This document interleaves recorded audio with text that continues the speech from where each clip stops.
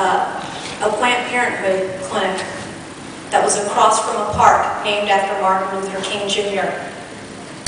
There was a big protest and counter-protest there of pro-life and pro-abortion forces. And this Planned Parenthood was a mega complex.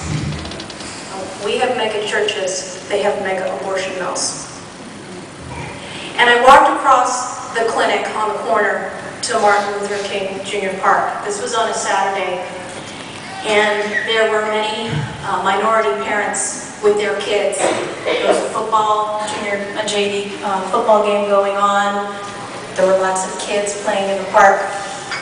And I talked to some of the parents there.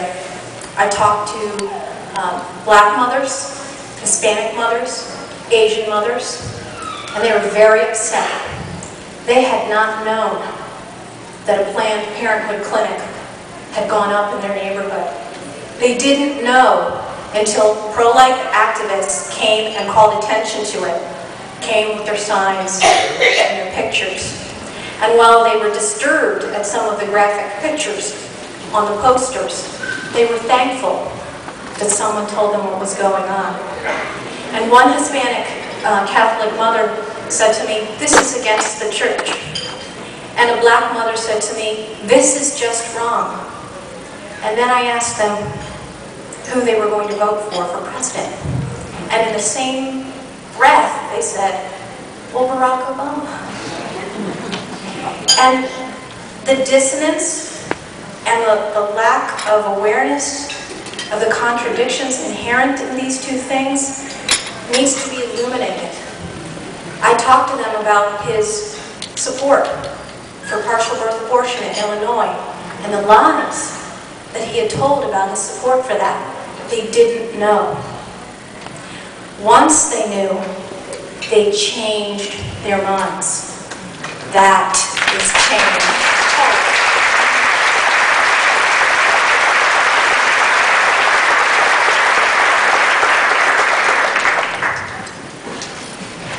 We are called extremists for standing up for life, for opposing those who threaten it. And my philosophy about being called these names is to embrace them.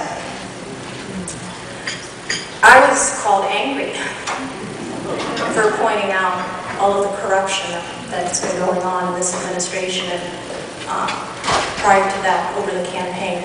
Yes, I am angry.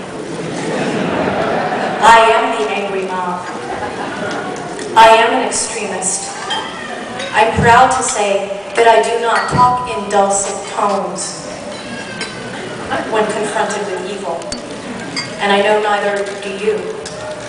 I think there are too many people, too many strategists and chin pullers and navel gazers trapped in the Beltway who are more concerned about getting along than getting things right.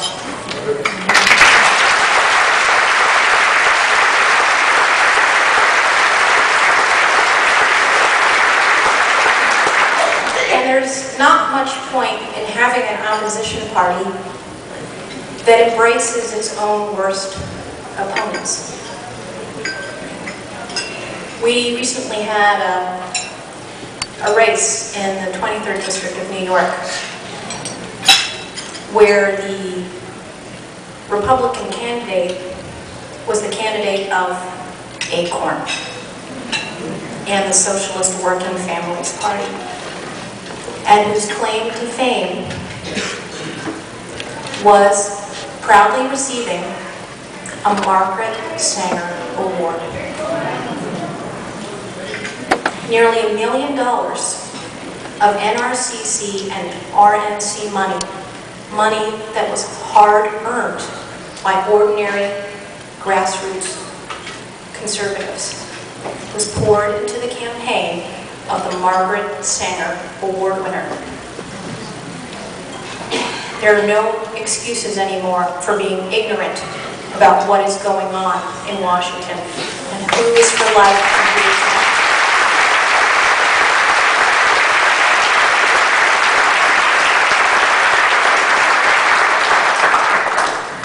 And yet, we're the extremists.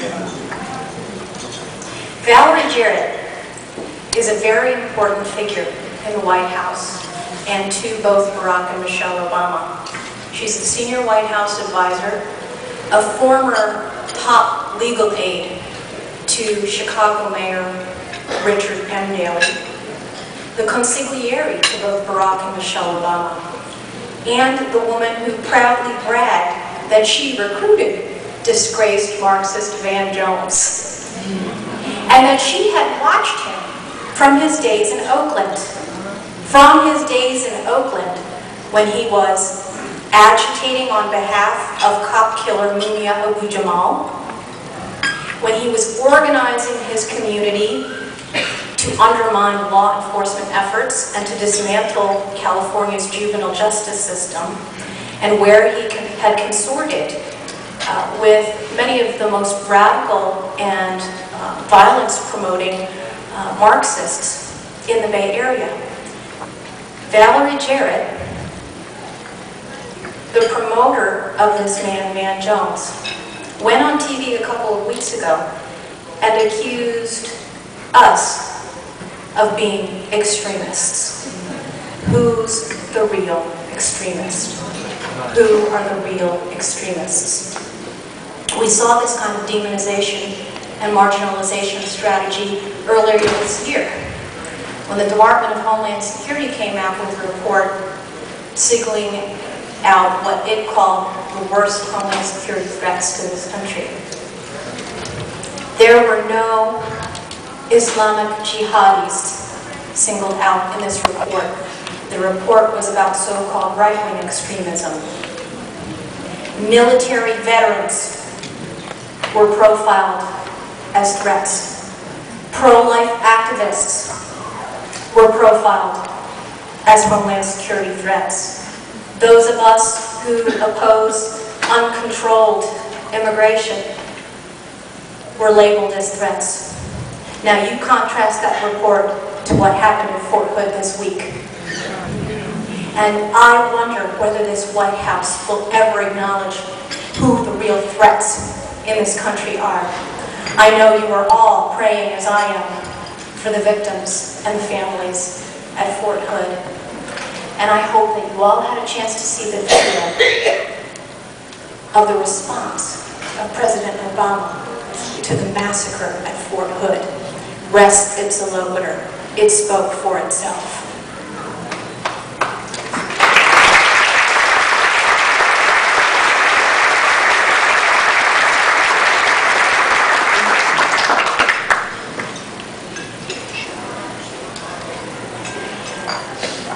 There is so much positive change that has happened over the last 8 or 9 months. And folks always ask me, how can you do what you do? Doesn't it drive you crazy? Don't you want to just jump off a ledge? No, I don't. I've been to tea parties across this country, from Washington, D.C. till Milwaukee, to Dallas, where they did it big. I know you just had one in Houston where 10,000 people came. There was something afoot in this country. And yes, it took extreme measures to get people up and out of their seats. But they're not doing, you are not doing, what the leadership and the majority in Washington wants you to do. And we heard it out of the mouth of the president. They wanted their opponents to sit down and shut up and get out of the way. And I say in the most extreme tones, hell no.